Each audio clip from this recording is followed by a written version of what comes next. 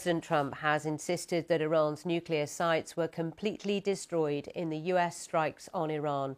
His comments came after a leaked US intelligence assessment concluded that Iran's nuclear program had been set back by just a few months in the attacks. Details of the initial damage assessment were leaked to the BBC's US partner CBS and other media.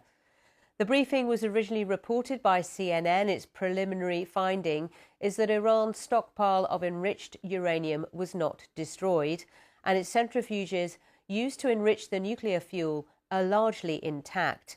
CNN quoted one official as saying the US set them back maybe a few months tops. Well, President Trump hit out at what he called the fake news, posting on his Truth Social account. He said the reports were an attempt to demean one of the most successful military strikes in history, and the nuclear sites in Iran are completely destroyed. At a meeting of the UN Security Council, Israel's ambassador, Danny Danon, was asked about the damage done by the strikes. Here's what he had to say. Well, I think it's still early to assess all the strikes. We know we were able to push back the program. We were able to remove the imminent threat that we had. Well, Brad Sherman is a Democrat congressman from California and a member of the US House Foreign Affairs Committee. He told us Iran appears to have a nuclear stockpile still in hand. The fact is that there were photographs of trucks going to Fordo the day or two before the raid. Presumably, they moved the stockpile out.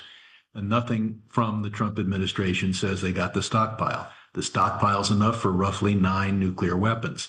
Now, if they destroyed the centrifuges, that diminishes the ability of Iran to create the 10th, 11th, or 12th nuclear weapon. But when you just say the program, well, what does that mean? Does it mean the stockpiles? Does that mean the weaponization capacity? Does that mean the centrifuges? Using vague terms is what you do when you can't make a strong case using specific terms. Well, our correspondent in Washington, John Donison, has more on what the initial reports of what the intelligence assessment said.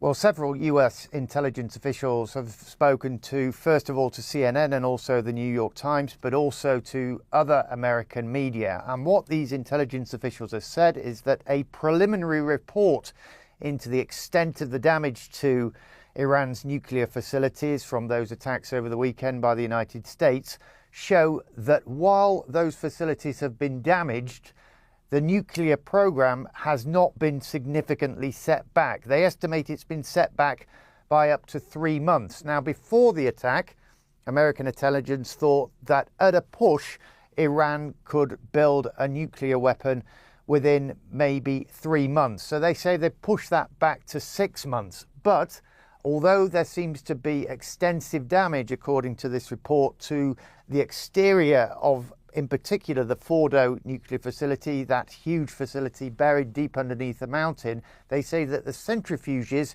deep down under the mountain, although damaged, have not been destroyed. And crucially, the 500 or so kilos of enriched uranium, which is what Iran would need to build a weapon, well, that had been shifted out from the site before the attack happened. Now, it should be said that that version of events completely contradicts what the White House has been saying, what President Trump has been saying. And this evening, the White House and the Secretary of Defence, Pete Hegseth, have completely rejected these findings. They say that the facilities were completely obliterated. They say you can't drop such heavy bombs onto facilities without them being completely destroyed. And they say that the intelligence officials who leaked this information were trying to undermine President Trump. So I think the answer is we don't really know to what extent these facilities were damaged. I think, though, we probably will further down the line, because what you can say is that Israel's intelligence agencies, well, they have so successfully managed to infiltrate Iran's security network that they will be working hard to assess the full extent of the damage. And if they haven't been completely destroyed or significantly set back, then that begs the question, where are we going to be in a month, a few months' time? Are we just going to be back in the same position with Israel concerned about Iran pushing on with what it sees as nuclear ambitions. John Donison, our correspondent in Washington there. Well, Sassan Karimi is a former Iranian government advisor and defended Iran's nuclear program while speaking to us earlier. Iran's nuclear program is always has been always a peaceful one. And there was no argument about any divergence to weapon. It has been striked and it has been attacked illegitimately.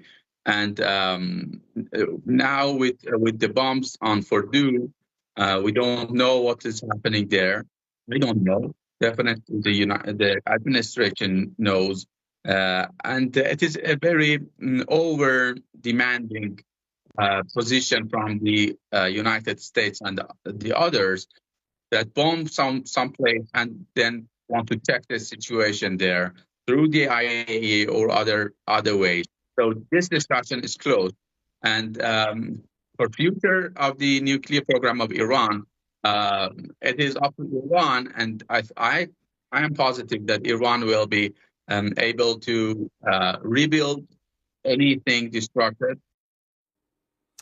Well, to weigh up these latest developments, I talked to Andrea Stricker. She is Deputy Director of the Non-Proliferation Programme at the Foundation for Defence of Democracies. This is a group in the US that looks into national security and foreign policy. I asked for her reaction to the differing viewpoints on what damage has been done to Iran's nuclear facilities.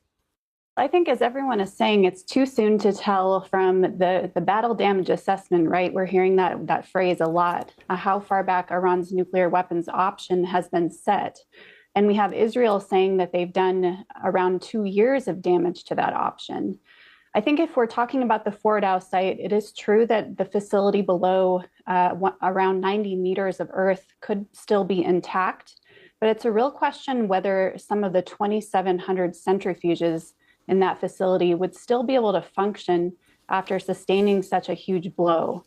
And then I think a lot has been not devoted attention-wise to the weaponization route, which Israel did serious damage to in the strikes before the US got involved. And so even if Iran wanted to go to the bomb in a dash effort, it really would have a difficult time doing so.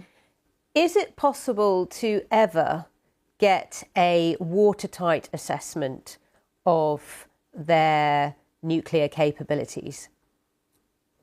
Well, ideally, we would get the International Atomic Energy Agency, the UN nuclear watchdog, back in there to assess the damage and the status of Iran's nuclear material.